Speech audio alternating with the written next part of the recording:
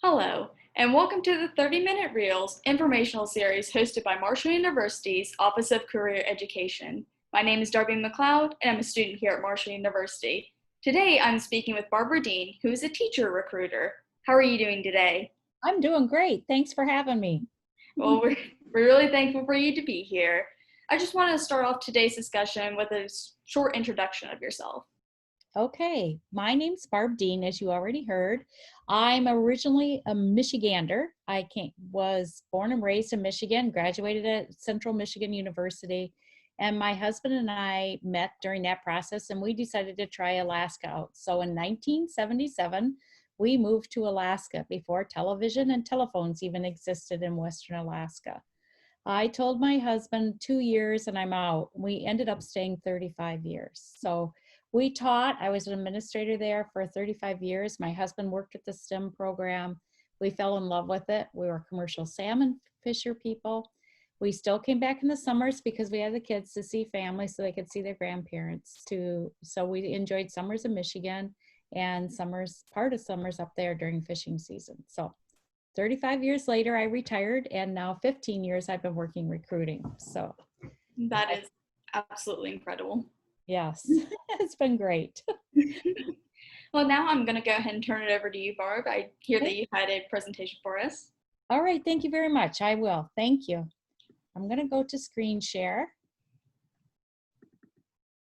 And I think you guys can all see this now, the Alaska map. Okay, these are storyboards. If we were at job fairs and I was meeting you face to face at the table, I would show you these boards and tell about our district. So this is the best way I can tell you now. We feel that students need to be informed about our area because it is different. You're moving to a Yupik culture in Western Alaska. There's a different language. Yes, they speak English, but many of our students are dual language. So it's better that you are well informed or flat out honest about what it is. And I encourage you to think adventurously and think about coming to join us. When you first come to Alaska, you're likely to land in Anchorage as your first stop. These red lines right here are the road system where you can get in the car and drive. There also is a road that goes down to the end of this peninsula now. And then here's our school district, 350 air miles west of Anchorage. To get there, you must come by jet. You're going to go from Anchorage to Bethel and land there.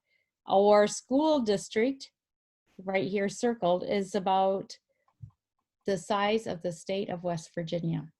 Okay, so you think West Virginia and 27 schools. That describes us. Okay, so needless to say, in here, there's many, many different villages, and I'll show you a brochure that you can order from me, and I'll send it electronically later on where you can see all the different villages. To get out there, notice there's no red lines. They're all airplanes. So you're going to fly in these little small planes out to your village site where you'll live and work. At the villages, there's not airports, but people will be there to greet you on four-wheelers or snowmobiles to take you to your home. The school has transportation too there in the village. So what do we look like? We are in the tundra part of the state. We're on the delta of the Kuskokwim River, hence our name, Lower Kuskokwim School District. And these are some shots of the little villages in the winter. See the runway, villages in the spring and summer. Notice that everything is along water because that provides food and transportation. We do have some mountains along the ocean coast. And most important that I think is one of the draws is we have spectacular sunrises and sunsets and beautiful northern lights in our area. Okay. So your first landing into our school district, the first village is going to be the big city village we call of Bethel.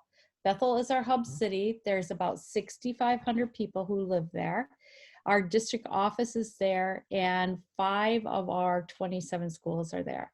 So we have in Bethel a middle elementary, we have a primary school, we have a high school, and we have an alternative school, and then a Yupik immersion school there. And in the only place in the Delta that there's busing is in Bethel. And there's about 13 miles of road that goes in a circle, and we do bus students. In the villages, kids all walk to school, snowmobile, four-wheeler, come in various ways.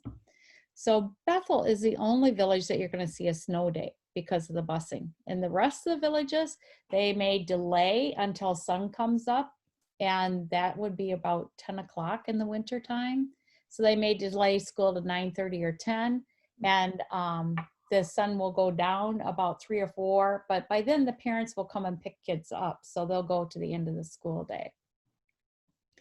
All right, we have beautiful produce that you can grow in our area.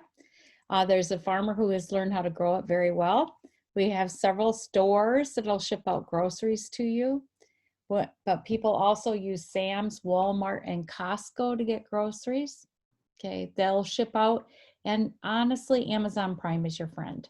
Now, in this day and age, you're not going to get it in 2 days. It might be a week or two. It just kind of depends on how it comes. We don't truck. Everything has to come by plane. Okay, so it depends on the availability on the planes. This is a high school where I used to be principal. Okay. There are restaurants in Bethel. There's a hospital in Bethel, a very large hospital of about 1,500 employees that serve a clinic in each village. We have a University of Alaska Extension campus in Bethel and a large post office and many, many churches in Bethel. So it's a hub city. It is where we have typically pre-COVID days brought teachers in for in-services. This year, just like on your campuses, we're doing everything virtually. Okay, so you get home, you get to your village, and this year teachers are out there in the villages. School starts next week, and once you're there, everything's walkable.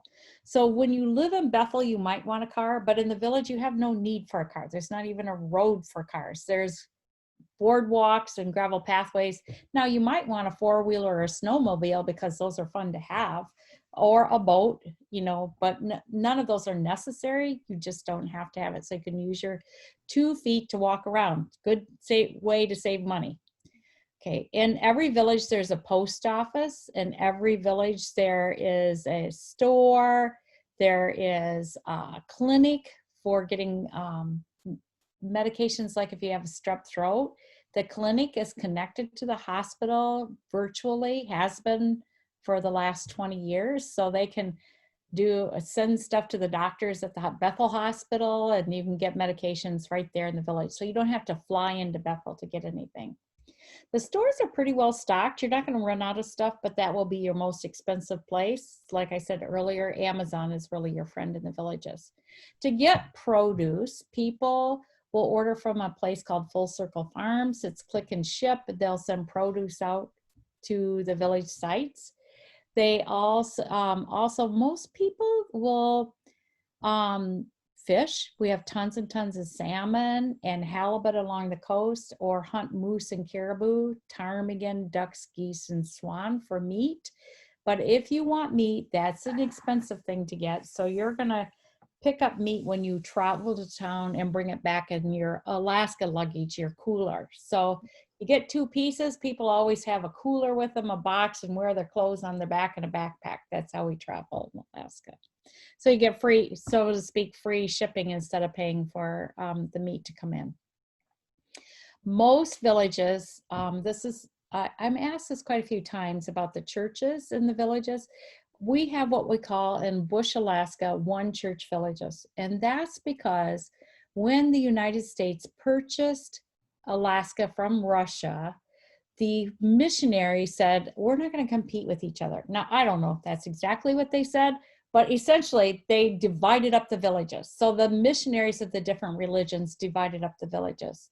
In our area, the primary churches are Russian Orthodox, Moravian, and Catholic. We have many different churches in Bethel. That doesn't mean there's strong religious lines. My grandma might be in Russian Orthodox village. I grew up in Moravian. My aunts and uncles are in, the Catholic villages. We just do everything. It just means that the one building in the village is one of those denominations. The way that influences the schools is this. The Russian Orthodox calendar, January 7th is Christmas, and January 14th is Russian New Year, Russian Orthodox New Year. So in that village, their school council may choose to have a 3-week Christmas break instead of what as a typical 2-week Christmas break. Okay, so to incorporate both Russian Orthodox and the Christian Christmas, which isn't so bad. Okay, so the lifestyle of the people in the village, the Yupik people in our villages, is subsistence. In Bethel, there are several ways of living, you know, employers, the hospital, the school district, the airport, the university, lots of variety, but people in Bethel still subsistence live. But in the villages, the school is the main employer. There'll be a few people that work at the village council or at the water house, but for the most part, the lifestyle in the village is subsistence. So if you're an elementary teacher, you might take your kids out as part of the curriculum berry picking. It's right out your door. It's part of the Yupik culture. It's part of your curriculum to incorporate traditional practices. That we serve salmon at lunchtime. People collect salmon. They, in this case, it's drying for dry fish. They might put it in a smokehouse to smoke it. People hunt moose and caribou, like I said, ducks, geese, and swan. The Alaska Native people hunt seal and walrus. You cannot if you're not an Alaska Native person, but they are happy to taste and share and let you learn about it. So I've been in schools where they've called up to the school and said, hey, there's a beluga whale in today, which is very unusual in our area. Would you let the kids come down to watch us cut it up and share? Now, of course you're going to, because that's an opportunity and part of the cultural practices there. It's an interesting place, and the community and the school work very well together. So students will say, well, where am I going to live? How do you find out about that? And now I'm just going to talk about the villages, not Bethel. In the villages, you live in school district housing. Okay, so here's one of our newer schools, and here's some pictures of some of the housing. We are now building fourplexes. We have quite a few of those. We have single family units, and we have duplexes. In some cases, the old schools have been, when they build the new school, have been changed into apartments also. So the teachers that come to the villages are by contract going to live in our housing, which is a great deal for teachers because we subsidize it. Okay, so your rent in a village is going to run somewhere $700 to $900 a month, which sounds a little spendy, except for we pay all the utilities, which is a gift and a half in Alaska because utilities are very expensive. So we're going to pay your water, sewer, electricity, you know, everything that goes with the house. All you have to do is pay the rent. Now you do have to pay for your TV and you'll have to pay for your cell phone, which brings up another issue, cell phones. The two cell phone services out there are GCI, which I'm quite sure you don't have, and Verizon. Anything else not going to work there. Okay, so those are the two choices. We help you get connected to those at in-service time. So your expenses would be your food, your cell phone, and TV if you so choose. We take care of the other utilities.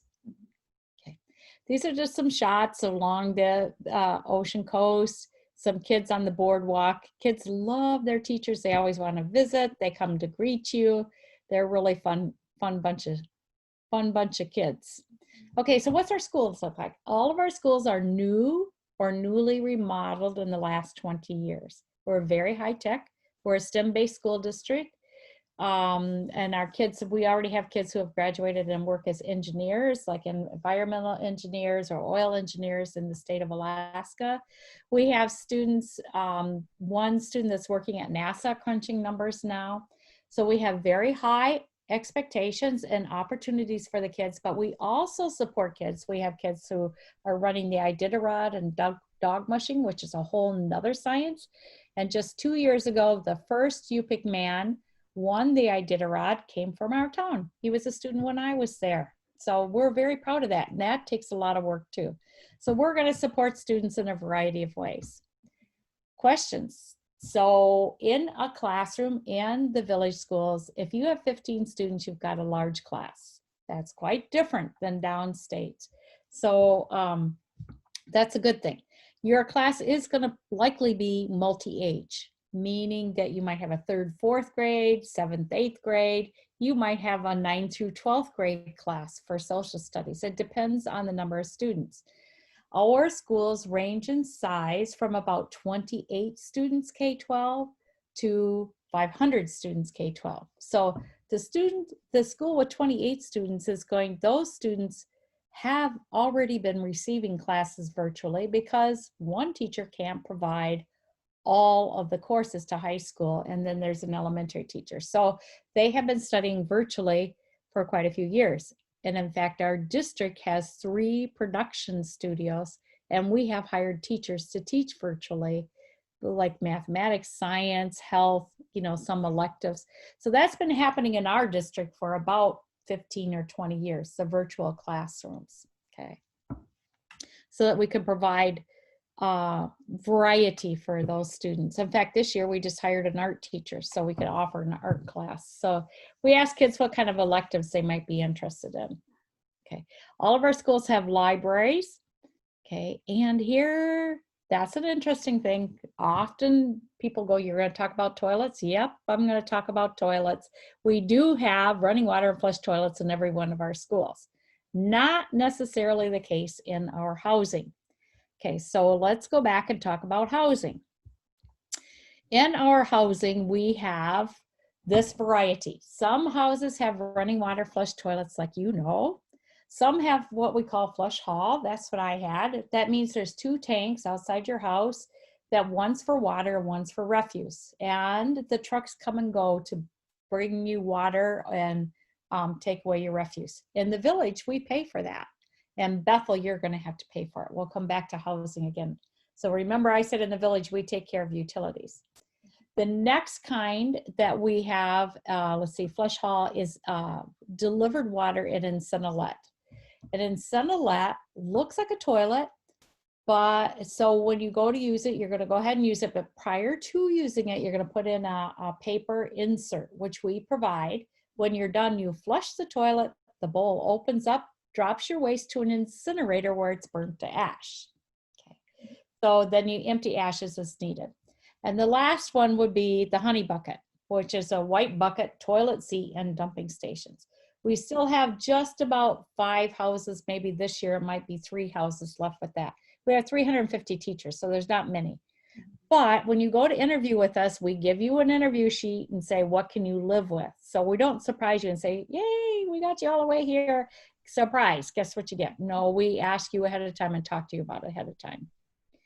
The other cool thing about our schools is that we have tons and tons of activities. We try to balance between students' academic and athletic activities. So we're a STEM-based school. We have robotics program from elementary, middle school, and high school. We have speech meets, geography bees, spelling bees. The speech meets are in 2 languages, both English and Yucatan.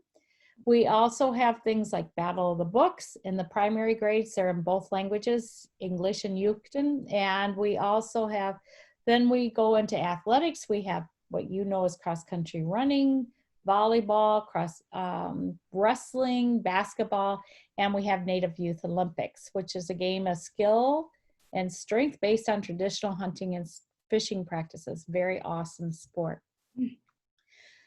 Okay, so the reason we bring this up now is because we need teachers to sponsor these, like from student council, help coach.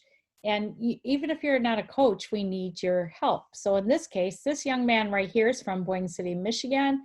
He was a high school teacher and he was a coach. And she is an elementary teacher and she's going along as a chaperone because these students are waiting on the runway to catch a plane to go to another village for a cross-country meet. I took that picture. I was standing there with them. Okay, so there's no busing from village to village. You have to fly. And our board requires certified teachers travel with them. So even if you're not a coach, you can go along, and that way you get to see a large part of Alaska by participating. Okay. Let me bring up the, I'm going to bring up right now, give me just a second, the teacher benefit page. So what are we going to pay you to work with us? This year, this year, says although this year's a year they're finishing up negotiations due to COVID, quite honestly, they quit negotiations last year. There were so many other things going on. That was why. So they're picking it up this fall. So this is kind of an outline, but I know negotiations are ongoing. So the salary this year, currently, teachers started at $52,999. That's bachelor's plus no experience. And this, like I said, is under negotiations. This year and this year only. Now they may extend it, I don't know, but they gave a $7,000 signing bonus in addition to that. Previous to that, there was a $3,000 signing bonus too. And so what that means, and that bonus is it's for 2 years, but we give it to you all at once at the beginning to help with your moving expenses or whatever you want to use it for. We don't tell you what you have to. If you don't come back the second year, we'll ask for half of it back. And that's kind of our way of enticing you to think about 2 years. We have great medical, dental, and vision coverage, and there are family health benefits available. Okay, so right now, this year, there may be a $25 a month charge. Previous to that, it was $0. I don't know what's going to come out of negotiations. Housing, we've already talked about. What we haven't talked about is the fact that I only talked about the villages. So if you take a job in Bethel, there are places to rent. So we don't subsidize housing there. We tell people that rent's around $1,500 to $2,000 a month. And that's about right. But we tell people it's very affordable if you live with somebody else, just like you live with somebody else down states, in the dorm room. If you share, it's going to be very affordable. But to live by yourself, it's not affordable. Every year in the contract, we give you we reimburse one round trip ticket from whatever village you work in to Anchorage. So it doesn't matter which village you live in, you're always going to get one round trip ticket to Anchorage. So you always have the responsibility from Anchorage to your home. Okay, professional development, this district, I've worked for 3 districts, loved every single one of them, but this district stands out in professional development. So there's 10 days in the basic package. So all teachers have the 10 days of professional development.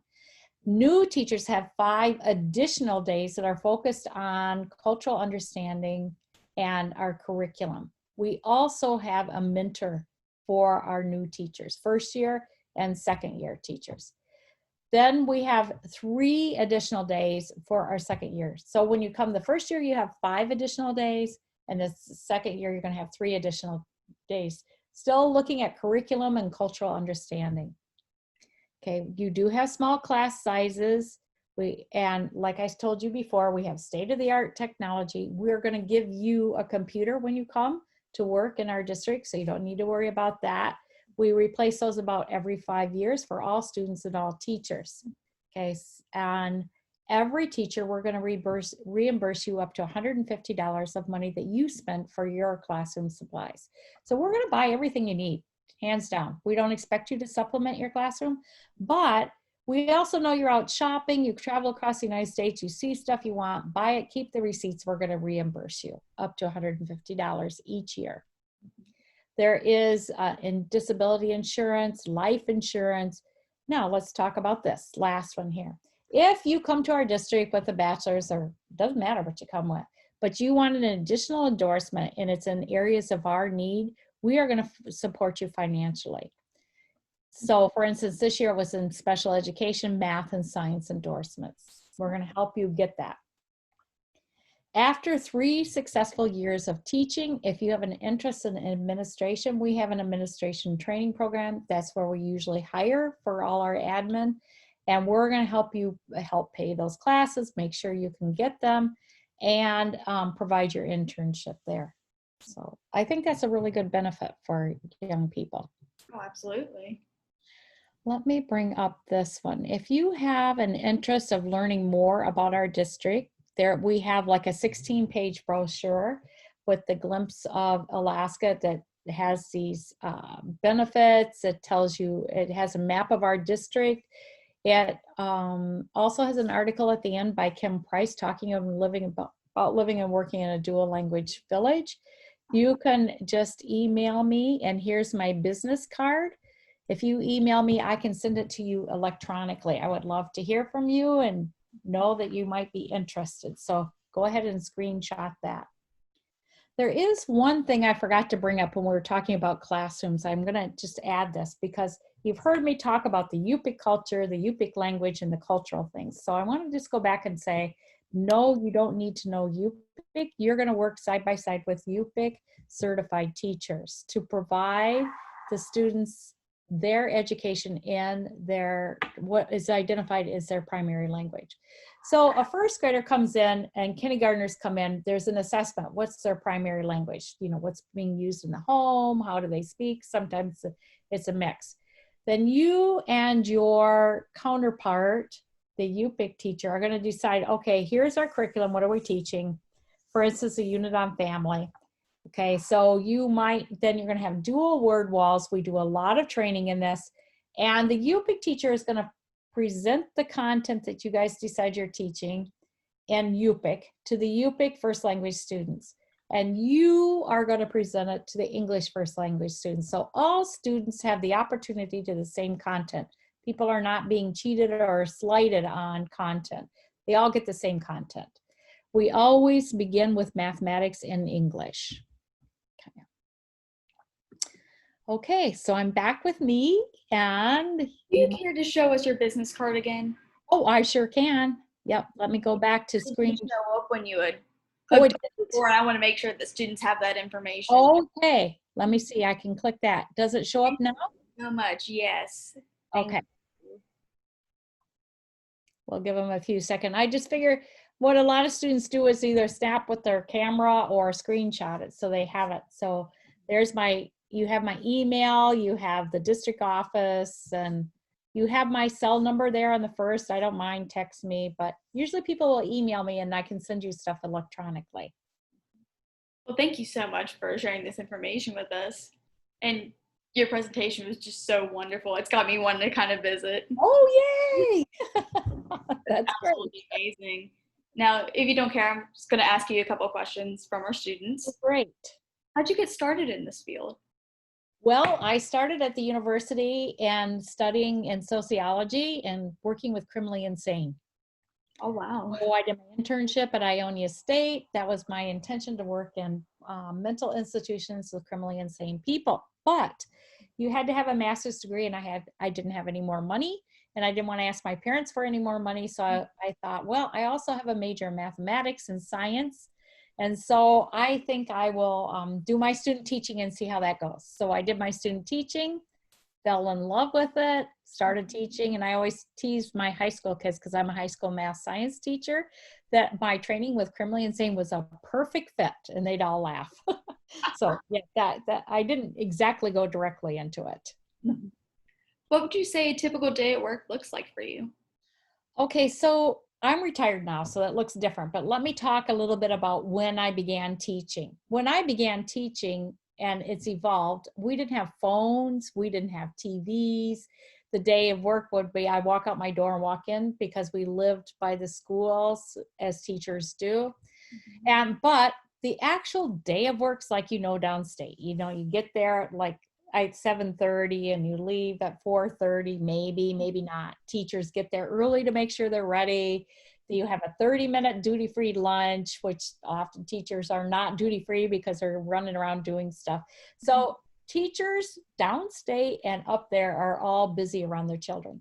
How it might look different is, if you recall, I brought up that we really need teachers to do things. So you often see almost the whole staff there. They might have after school study hall, but what happens, because we have dog mushing in our area, kids need to go home and help with chores at the house and cook dog pot, feed the dogs, get dinner, and they might come back. So often the after school teams, the sports teams will practice, but kids will run home to help with family chores. And often you see schools with evening study halls where kids will come up to study, and then they get some basketball time or gym time, so yeah. And teachers don't mind, because they study, and then when they're in the gym time, they can get their work done. Their teachers are very much part of the community. They're invited to birthday celebrations. They're invited to all kinds of feasts, and we encourage teachers to participate, because that's how you get to know about the culture and get invited to go berry picking or go up river fishing and stuff like that. Yeah, that sounds wonderful. Yeah. What are the different settings in which people in this occupation may work? Okay, so When you come, because one of the requirements is you have to have certification. So let me kind of broaden this question. You might ask me later, but one of the requirements to come to Alaska to work for us and other school districts is you need to be a certified teacher. That's been a problem in COVID times. And I had candidates say, I can't get my testing done. So the state of Alaska has waived the testing part of it, not forever. They've extended the timeline, and they have a 2-year provisional. So you can get it done within the first year. They're encouraging now. Okay, so if you have all your university classes done and have done your student teaching, even if it got cut short, then you've met the requirements of your university, and they say that you've met those requirements. The actual test can take place at a later date. Okay, so first of all, you're certified. Then you come up there and you work in a classroom and you're going to teach, but you might also decide you want to be a principal, okay, a site administrator. So it's a little bit different than downstates in the lower 48, because when you're a principal, you're responsible for teacher housing, the generator, the water. You're kind of the chief honcho. That's why we call them site administrators. There's people to help with that. But that is why we offer in-district training, so people can get to know, when do you have to have make sure the custodian does water, you're providing water. I used to have to know how to start the generator. I said, no, I had my husband learn that, but it was my responsibility to make sure that was done.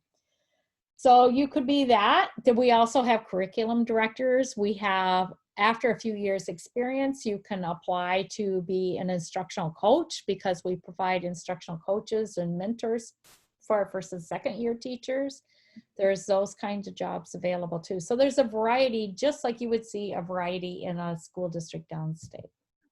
Okay. What is most rewarding about where you live?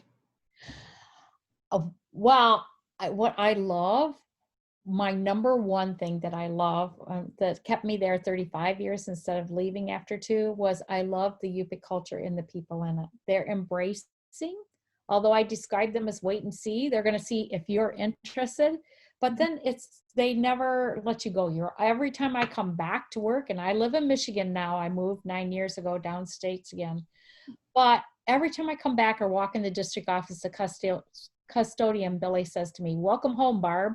And I land in a village and they're going like, "Oh man, I haven't seen you for so long," tell me about, they're on Facebook and everything else, but they never forget. My children were born there and they are still considered part of it and part of the village, and they keep up with my kids, and so it is a very embracing culture, and you are part of their family. I was about to say, it feels like a very at-home feeling. It is. And same with teachers. You're all coming from, yes, we have UPIC certified teachers, but there's a lot of what we call Gussix white people, or a variety of people. They're not all white, but they have all Caucasian. But we know the one thing you have in common is your families aren't there for the most part. So we really concentrate on creating that family support atmosphere, because that's what you need to be happy and successful. That is so wonderful. And my last question for you today is, what tips would you like to provide students at Marshall University? Well, I think students at Marshall University should consider the fact that they have a degree, they're well trained. That's why I've been to Marshall on recruiting adventures. And I think in terms of being adventurous when you leave college, or the university, because there's no better time than right then. And I'm not saying you're going to stay 35 years, but whatever you get out of your adventure will just enrich your life and your classroom. So don't decide I'm not going to do that. Maybe try it. Well, that is fantastic. Those are some great tips that you provided for us today. Thank you so much for sharing your career with students at Marshall University. It was so wonderful to experience the life of teaching in Alaska. And thank you so much again for participating in this series with us. We really appreciate it. I'm glad to be invited. Okay. Hopefully we all meet face to face again sometime. I hope so. Have a great day. Yeah, thank you. Bye.